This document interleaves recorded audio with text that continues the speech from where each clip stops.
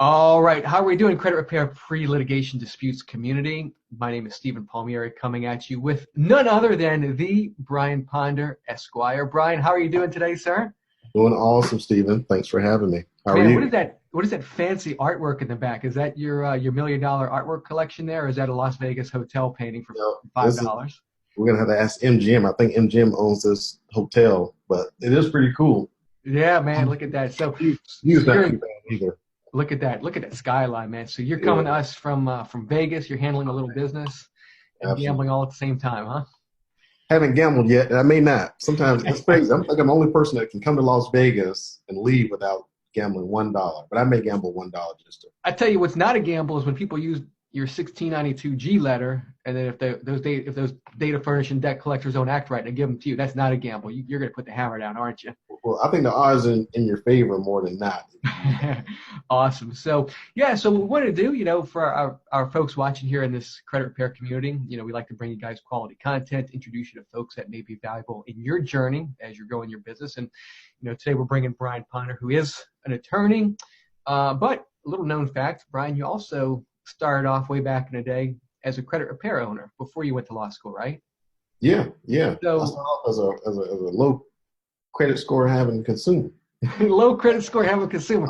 Right, exactly. So For it's that, like those hair club for men commercials where the owner is like, I'm not only the president, I'm also my own client. I was my first client. So you were the president and your own first client. That's awesome. So yeah, so tell us a little bit about, how did you get into that low score consumer category? How did you end up, I guess you started working on your own credit, I'm going to assume. I mean, tell us a little bit about your background, how you got into it and how you segued into going to law school and stuff. I'll try to give you the short version. Basically, this goes back. Let's start. I won't go back to 1978. We'll start in Yeah. 2004. Yeah, we don't. Let's start when you were like in junior high, not when you Oh were like, no, that'd not be too before you long. were born. Okay. I had hair then, but in 2000. Well, first of all, my background actually is in healthcare. I was actually a pre-med. I was going to go to medical school, but I ended up going into surgical neurophysiology, which is neuromonitoring. So when people have back surgery and things like that, I would monitor to make sure their nerves and spinal cord was protected. And so I actually had a medical business called Neuroconsult. And to fast forward, I was looking for a house. I was renting. I had a penthouse in north of Atlanta, and spending a lot of money on rent. And um, at the time, a friend of the family had showed me a house that was on a river in DeKalb County. I loved it, fell in love with it. I called the real estate agent up and said, "Hey, I'd like to look at this house." She's like, "Oh, sure. Just send us a pre-qualification letter, and I'll be happy to show it to you." This is in 2004. Um, the house was a little expensive. It was $625,000 back then. The market was a little strong. Dude, all you need to do is sell that artwork in the back, and you get at least $1 million, man. Yeah, yeah, yeah, That's cushion change for a man like you, isn't it? yeah. I had no idea what a pre-qualification letter was. I was really ignorant. I had high income knowledge of how to make money, but no credit. So anyway, I said, okay, what's the pre-qualification letter? Well, you need to talk to a mortgage officer. She gave me a number to someone. I submitted my application. He called me back and said, Brian, your credit score is 494. I was like, awesome. So can you send that pre-qualification letter over? It's like, dude, You gotta ask for the business no matter what, right? You don't know until you yeah. ask. He was like, dude, you can't finance a loaf of bread. And I didn't get the pre-qualification letter. I let the agent know. Long story short, for some reason, I was savvy enough to understand that I could, maybe propose a lease purchase, but I got a chance to take a look at the property. I liked it. The mortgage officer at the time basically walked me through how I could improve my credit. I had a lot of charge off credit cards. Talking about junior high school, back in high school, I got my first credit card, barely 18. I didn't know you had to pay that money back. Yeah, who does, right? Well, dude, when I was in college, they would be on campus and Yeah. like they would give you give you all these giveaways with it. Like they would give you Yes. like backpacks and gym bags.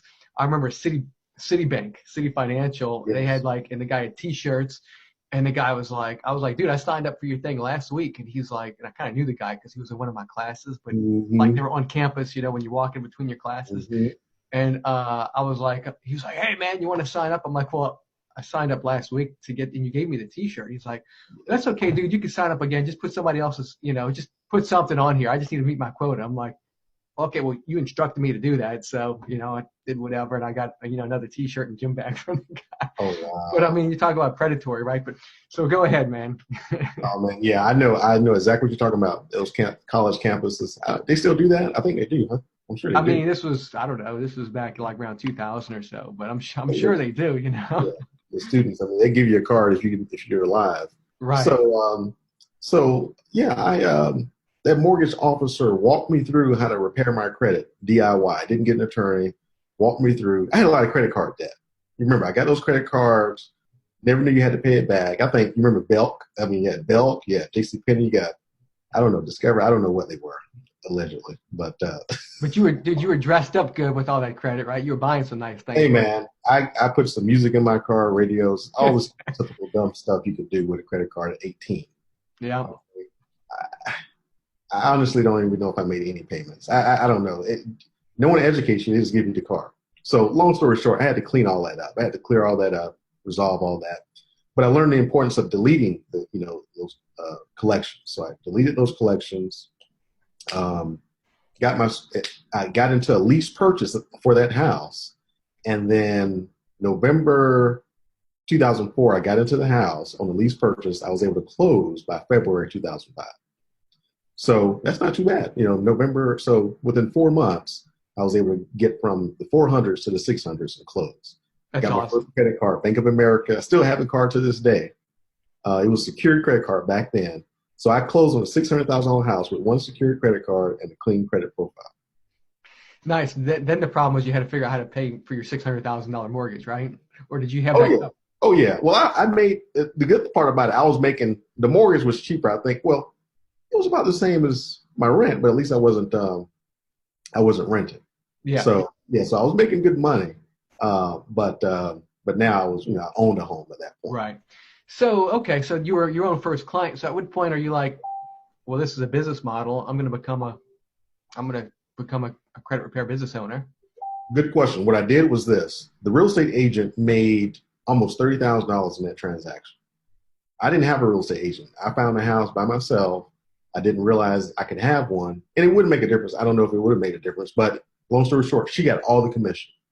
Now, when I first got my first job out of college doing neural monitoring, my salary was $30,000. This is back in 2001. $30,000 a year, right? A year. Yeah. A year. Right. Okay. She made $30,000 off that one transaction after 4 months of knowing me. So at that point, I had one employee. I took off, I think 6 weeks, went to real estate school, got my license, and started selling homes. Now, selling homes, I work with a lot of doctors and nurses from the hospital.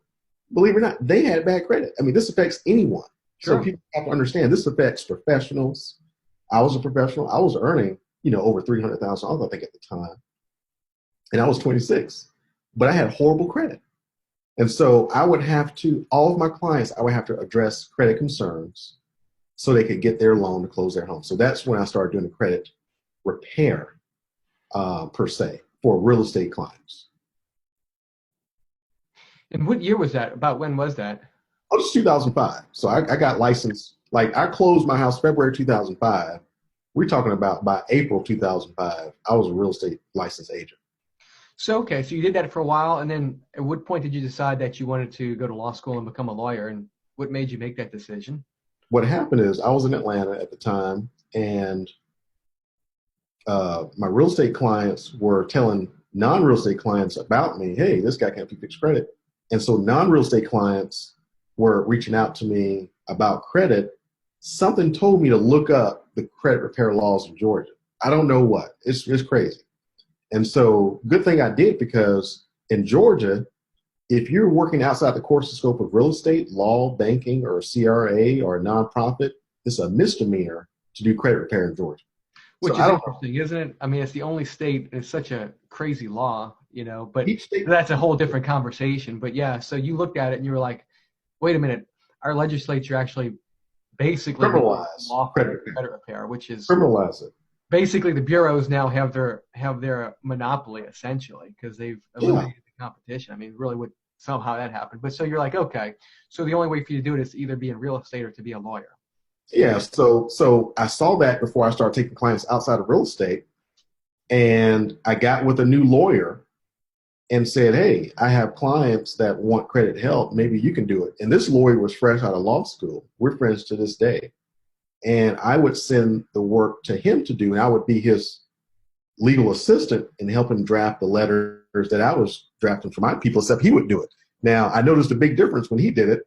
Well, two big differences. One, stuff happened very quickly, and two, he ended up getting a check from people from the for example, the companies Settlement, like little settlement check. Yeah, little settlement checks for stuff like inquiries, just various stuff. I was like, what in the world? He'll get $3,000. I mean, I'm like, whoa. And so he was like, Brian, you should go to law school, man. You seem like you have a knack for this stuff. I didn't get any. I got $50, I think, an hour, working as his assistant. But yeah, he would get big checks just for writing one letter. He would not follow. I mean, one letter. And I was like, wow. I was very impressed. But at the time, I was very busy. Didn't think again. But so that's how I did the credit repair, through him. And if it was for my real estate client, I would do it, through myself. So when did you actually become a lawyer? So when the market crashed, my house value went from it was probably over near 690. I paid 675. It started off at 690. My house value crashed to like the 200s. I was upside down. I just didn't see any value in it. I woke up one morning. I was like, you know what? Maybe I should go to law school. Literally woke up and going to law school. So I ended up taking the LSAT prep, ended up selling my medical business. My house was underwater, foreclosed. And I was like, you know what? I'm going to let all that go. I'm going to law school. So I let it all go. Let it all just go. Yeah. I was upside down anyway. But I mean, you can't fight the tide. You know what I mean? It's a big giant system. And when the tide's rolling out, you can't do anything, man, Yeah. I've been through that as well, for sure. I tell people all the time, people, and I do foreclosure defense. So I've been through bad credit. I've been through foreclosure. And so you have to understand there's always light in his home. So if I hadn't foreclosed, if things hadn't turned, I probably wouldn't be a lawyer. I would be very comfortable, where I was. So, I tell people that all the time, when doors close or bad things happen, it could be a new beginning to something big. Like now, it's a totally different lifestyle. I'm not stuck in the operating room. I can be anywhere and work. But that's sort of how it went. So I ended up going to law school in 2008 in Baton Rouge, Louisiana, Southern University. I've seen your shirt that you do your videos with the little Louisiana logo, and you're actually from New Orleans originally. So yeah. My first time going to Baton Rouge is when I went there to go to law school. Very cool. Yeah. Did you eat some good food down there? I sure did. I was a vegetarian before I got there and lasted about, I guess, a couple hours. Now you're a seafood tarian. It's, when you go down there, you've got shrimp, oysters, crawfish, the whole thing, right? Yeah. Excellent food. You can't be a vegetarian in Louisiana. It's impossible. Yeah. So when did you end up actually passing the bar? What year was that? Yeah. So I finished law school in 2011. I moved back to Georgia. My intent was to practice in Georgia, but the process was so slow as far as getting qualified to sit for the exam. And while I was studying for the exam, I got an offer to work in New Jersey. So I ended up taking a job in New Jersey in healthcare. While I was up there, one of my classmates convinced me, hey, man, why are you waiting for that Georgia exam? You might as well take the New York exam. The New York exam is set up like this. You take the test and do the application qualification later. So when you're a little older, it's a lot more history to go through. So long story short, I ended up taking the New York exam, passed it the first time, flying colors, and got licensed and I guess officially, I think, was it 2013? Yeah, so 2013. So I ended up working up there in New Jersey, took that New York exam, and started my practice, I think January 24, 2013. As soon as I walked across the stage, I already had my phone number and office set up and started practicing at that time. So about 7 years, 6-7 years, I guess. Yeah. So is it mostly consumer defense? What kind of is your specialty at this point? Yeah, my practice started out doing various things, but now it's really narrowed down to really three areas: consumer law, dealing with credit. I deal with debt and real estate, all on the consumer side. So with the credit side, FCRA plaintiff, or defense with some credit issues, really don't defend anything, but usually all plaintiff on credit side. On the debt side, that's where the defense comes in against debt collections or going after debt collectors. And then on the real estate side, foreclosure defense and quiet title actions. Yeah, yeah. Well, I know you like to do those live videos from your car, and every now and then you like move your head this way and this way, and I couldn't help but notice, did the credit bureaus pay for that Maserati that you're rolling in, or? Not really. They don't really pay me that much, man. It's not a lot.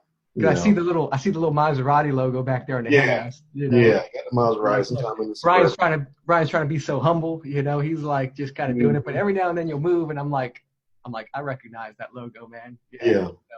But I mean, that's the thing, though. I mean, when you, like you had said earlier on, you saw how you would actually get settlement checks when you were, working under the mentor, under the lawyer, and that's, I think, actually we're kind of joking a little bit about the Maserati, but I mean, obviously you do have one. You're not going to toot your own horn, but the point is it's valuable work that you do, and it's real, the game that we're playing out there, because credit repair. If us as credit repair organizations can understand we're actually working within the framework of the same laws that our enemies are working against, which are the consumer data industries and the data furnishers. I mean, we're all using the same laws, right? And credit repair companies are just going to keep on trying to jick up the system and just trying to jam up and slip one past the bureau.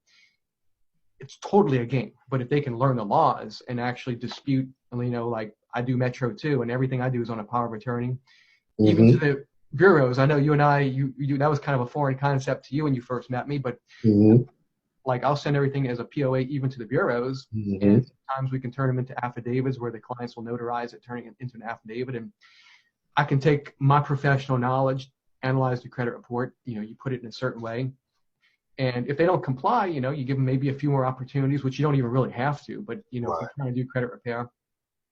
But I mean, it's kind of a good point there, because there are damages built into these things, right? And obviously nothing here on this conversation is a guaranteed deal, right? But I mean, the point is I mean, if we as credit repair companies, and the spirit of this group is that pre-litigation mindset, not just trying to, whatever it takes, wipe the bureau clean, but actually, okay, if round one, whatever it is, doesn't work, I already know what my plan B, C, and D already is, right? Like there's some sort of a science to it.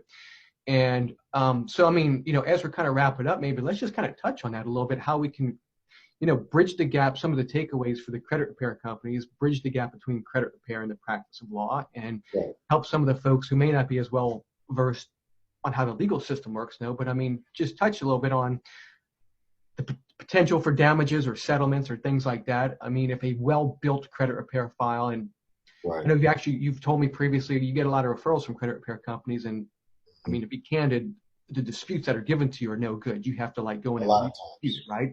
So if you want to maybe just touch on what do you mean by I've got to redispute it to kind of get it more in alignment with the law, and then if there are damages, how you can work that in your favor. And because the way that Congress designed these consumer protection laws, correct me if I'm wrong, but the reason why you can get checks from them, damages, is because they intended for the consumers to be able to go to a lawyer like you, say, hey, I'm being damaged, and for them not to have to fork out $350 an hour in attorney's fees, right? For you to be able to say, okay, well, this looks good. It looks like you've got a case. If I work the law and sue them and win or settle, the law actually says I can get, my attorney's fees or damages or things like that, right? Yes. So the construction was actually designed to create the opportunity for consumers to go to a lawyer. Now, in reality, there's not a lot of them out there like you who understand the laws and are willing to do it, on pure contingency. But just kind of touch on that whole legal side of it and how it is designed, really, if it's worked properly, to actually help the consumers and to give them that legal remedy as well. Well, you're absolutely right about that. And what I like about your group is pre-litigation, dispute and pre-litigation. Probably one of the best group names or group concepts you can come up with for this industry, and I commend you for that, because you're exactly right. First of all, this is $1 billion industry, and people have to understand that their data is being sold, and they're making not millions but billions of dollars. And so people in this industry, you're in the credit and banking industry. I mean, we should be on, you're like a Wall Street person working in this industry. I've got the pinstripes, Brian. You look like it. The wolf, I'm the Wolf of Wall Street. I'm the Wolf of Wall Street, I guess, you know. Pretty lit wolf. This is $1 billion industry you're in. You look, I'm on the t-shirt, but you look like a wolf on Wall Street. This is a credit and banking industry. $1 billion. I don't curse as much. I mean, at least on camera, I don't cuss as much as the wolf does. You know, I think you don't do the drugs that he does here. Sometimes the bureaus make me want to go on a tirade, though. Let me tell you. Did you crawl back to your Lamborghini? That's right. That's right. But, oh my goodness gracious. All right, let's focus here. Yes. Yeah, this is a video here. $1 billion industry, and it's actually, when you think about it, Stephen, the fact that we can just enter that industry without any crazy licensing examinations. I mean, come on. $1 billion industry in Georgia, then the legislature made it illegal to do credit repair. Let me tell you, if people would listen to me, I have a video on my YouTube. It's called QOTD, question of the day, is credit repair illegal in Georgia? If people look at that video, it gives you 7 things you can be. You can become a real estate agent and do it, start a nonprofit. Yeah. Anyone can do that. So if you want to do credit repair in Georgia, start a nonprofit. Don't just start a nonprofit. You have to also apply to get the 501c3 status. And once you get that, guess what? You're able to legally do business. So I don't understand. There was another credit repair guy, black guy, got shut down the other day. And then you got FES, huge company, not compliant with the law. So the formula is there to do it right. Even in Georgia, you just have to spend some money with a CPA to get your 501c3 status. So with your group, PreLitigation, that's the perfect concept. You want to enter your first dispute thinking that if all goes wrong, I may end up in court with this dispute. So if you're disputing something, you can't go, it's not my account. I had no idea, never seen it before. That's not the way to go. You don't have to go there. People understand you don't have to go there. It's not a 609 letter either. You don't have to go there. Don't buy trash. So if you start out right and it goes wrong, it's like if you're on the right road going the wrong way and get a flat, all you can do is fix the flat and keep going. But if you're going down the wrong road and get a flat, you got to fix the flat, come back, or turn around and go back the wrong way. That's a good way I could put it. So if you start out right, like you're talking about doing, if it doesn't go right, and goes right means if it's not deleted, you ultimately want a good financial report card so we can conduct business. And I mean, just to interject real quick, you said deleted. Obviously, under the FCRA, they do have the ability to properly modify, to correct the data. Or modify. So they could modify, but in my experience, usually they don't. So they don't correct it and they don't delete it. Then they're out of compliance. But a lot of people think, it's inaccurate and they put in their letters, you must delete it. Well, no, I mean, the law actually gives them that 30-day period to correct it. That's why the whole dispute mechanism was created, was to actually get errors corrected or deleted if they couldn't. But anyway, go ahead. Yeah. Stephen, I'm glad you interjected with that because I put my hands up. For every 5 deleted together. Come on, let's do a little seance. Hey, look, let's do it. Feels, man. Everybody who's watching, put your hands up. Put your hands up. Why? For every 5 deletion demands, I'm doing modifications. So I'm glad you brought that up because people don't understand. You need to modify. If you're doing credit repair and you're not requesting modifications, you're doing something wrong. Because I promise you, everything is not a deletion. Yeah. The multiple names, modify it to your regular name. Old addresses, delete the old ones, modify the current one, just like you fill in the application. It may be a wrong street, it may say floor 17. You want to modify. Paid off accounts, student loans, paid off mortgages, they will put a dash there on the balance. Well, the FICO system can't calculate a dash. The algorithm doesn't understand what that is. Modify it to a 0 paid off balance. You need it to modify it to a 0. Sometimes they won't put your high balance. I think it's discriminatory. I don't know. I haven't really done enough sampling to figure out if they're doing Stephen like that and me like that. I don't know. But hey, let's you put a class action together. I'll let you promote it on my group. Yeah, but you want to modify paid off stuff to 0. Sometimes you pay your car off. Sometimes your student loan transfers servicers. Look at your credit report. It'll have a dash instead of a 0. That's not good. You're not getting credit for that. So understand, patty cake, you're going to have at least as many modifications as you are deletion requests. So good point. But most of the time when you have derogatory accounts, you just want that gone. So that's a deletion. But when you have good accounts, you want those good accounts to be modified to show all of your accurate history, all your paid off balances, all your high balances, things like that. Yeah, yeah.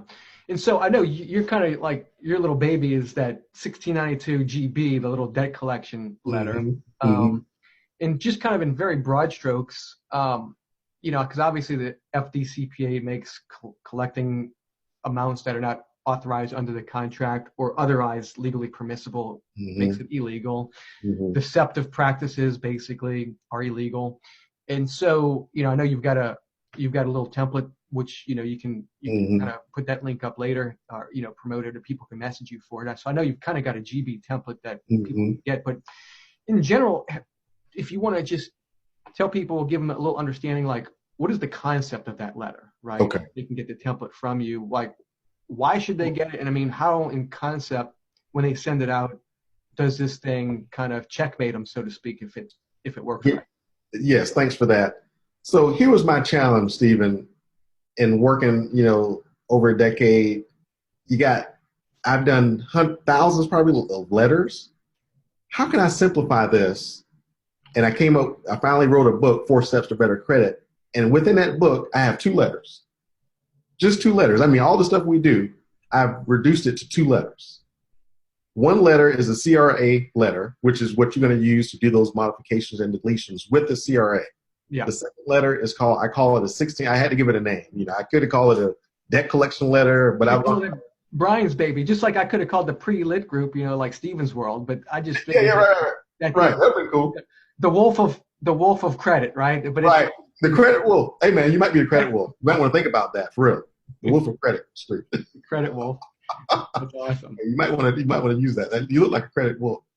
Yeah, but, that'll go good during one of my next depositions with the bureaus. Actually, because I've been subpoenaed by the bureaus, and during one of those my depositions, I actually walked in with a "Keep Calm and Let Stephen Handle It" T-shirt, and I mean everybody liked it, But I'll have to get a Credit Wolf shirt next time. Or Wolf of Credit. I don't know, whichever one you like. I think you need a T-shirt.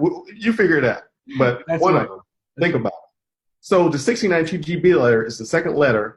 That letter is specifically for debt collections. This letter, it's like a R&D research. I put all this research in this one little piece of paper that you could deploy this against debt collectors, and people are getting their debts not only deleted, but extinguished. Can't guarantee. What you mean? What happens. The credit reporting gets deleted, but then the debt gets canceled or closed out or something. Debt collector will write you back and say, we're not going to collect this debt from you anymore. Yeah. It's not a pay for deletion. So it has the elements and I'll tell you why it works. Debt collectors would rather take 0 than money to delete a debt. Yeah. You want to know why? Because they have contractual arrangements with CRAs to say they're not going to do any self-dealing with consumers to, modify their reports for money. That lessens the integrity of the credit report. Whatever integrity there actually is, right? Yeah, well, the integrity is in their pocket, but that they want the banking. Remember, we're in the banking and credit industry. If you read it, the FCRA, it's really to stabilize. They don't want the integrity to be some self-dealing because people are going to pay you a little money that they're going to lie. Because guess what? That could disrupt the banking industry if people could just offer some dollars to clear the credit report. And now we'll be back in a recession where people look like they have good credit, but they're horrible guarantors, So that's why they would rather take 0. And the reason they take 0 with this letter is it says the right thing to challenge legally that collection to where the debt collector just does not want to deal with the ramifications of the FDCPA. Yeah. And I mean, of course, obviously it should be understood there's no guarantees or anything in that. No. So it can be sent out and they can, give you a big giant smiley face and say, hey, thank you, but no thank you. And so, but, if credit repair companies, so they get your book, they buy the letter or whatever from you, and they start implementing that process. And if it doesn't end up where either the credit is correct or they provide all the debt validation items that you've got in there, I mean, after that letter, would it be kind of seasoned up where a credit repair company could talk to you about their consumer at that point in time? Or do you recommend, another, kind of season it up a little bit more? How could our listeners here actually in practice take your letter and strengthen and improve the processes of what they're doing with their clients? Well, just credit is just like life. Like, Stephen, if we want to have a healthy life, wouldn't it be best if we go see a doctor as early on as kids, get the advice and guidance we need health-wise, or wait until we're sick? Most people are waiting until they're sick with this credit stuff. Now, but when you are sick, is it wiser to go to CVS or go to the doctor? Well, when they come to us, they're going to credit repair people. They're going to CVS versus the doctor.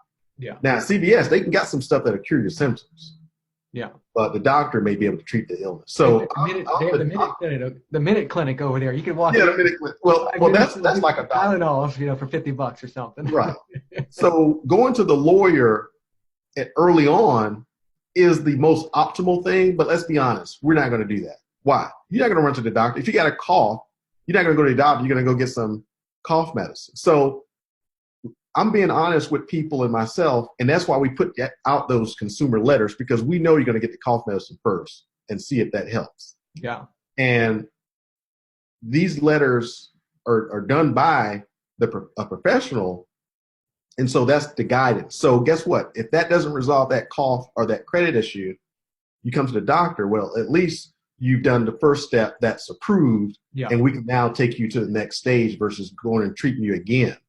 And so, I recommend, to answer your question, I recommend, get with a lawyer early on, but people are not going to do that. It's intimidating. It can be expensive. I'm not that expensive, but it's money that people don't want to spend. Whereas this letter that we're talking about, my book is $25. The letter by itself, $10. I mean, come on, we spend $25. I bought it used on Amazon for $100. Man, boy, somebody took advantage of me.